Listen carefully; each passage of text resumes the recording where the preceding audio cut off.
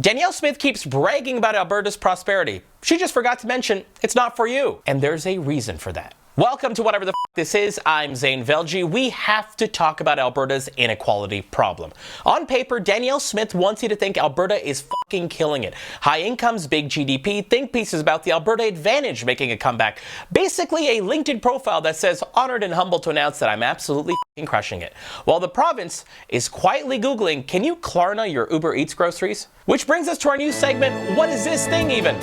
Today, Klarna. Klarna looks helpful, but it's a payday loan logic in a pink app. It shows up when you can't afford something. Groceries, tickets. It offers a tiny life raft and then quietly keeps you treading water with insanely high interest. So congratulations. Now that's a thing we have. But zoom in and see the catch that the Advantage is increasingly invite only.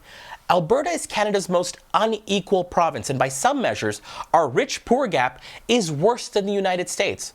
The top 10% here in Alberta grab a bigger slice of total income than the top 10% in the United States. The United fucking States, the mothership of capitalism. Alberta sells prosperity as a personality trait, and we sell that shit oh so well. Prosperity. Prosperity. Prosperity. Growth and prosperity. Not just about our shared prosperity, it is also a moral cause. The story is simply this. We're entrepreneurial, so low taxes, self-reliance, anyone can make it here if they hustle. Culturally in Alberta, we have drifted from, we're proud a senior on a fixed income gets the same care as a CEO to, well, that CEO, he earned better care. And that senior, well, she should have definitely bought more NASDAQ stock, that lazy bitch. Add on top of that, right-wing media and U.S. imports tell us that the wealthy are misunderstood heroes and suddenly cutting their taxes is defending our freedom. And the policy vibes, they match. Royalties and tax breaks supercharge profits at the top. Starved bureaucrats can't deliver on their mandate. And services that we just can't afford to deliver anymore. We're so sorry.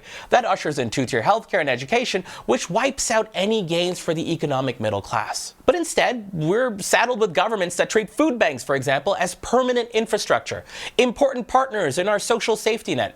Kind of like if hunger is a branding opportunity. Every time Smith budget cuts, freezes, or reprofiles public money for private gain while protecting low corporate tax and flattish income tax, inequality fucks us. It fucks all of us. If prosperity is truly an Alberta value, then every time Danielle Smith says the economy is strong, we have to follow up and say, strong for who? Because right now, under these people, Alberta isn't the underdog being mistreated by Canada.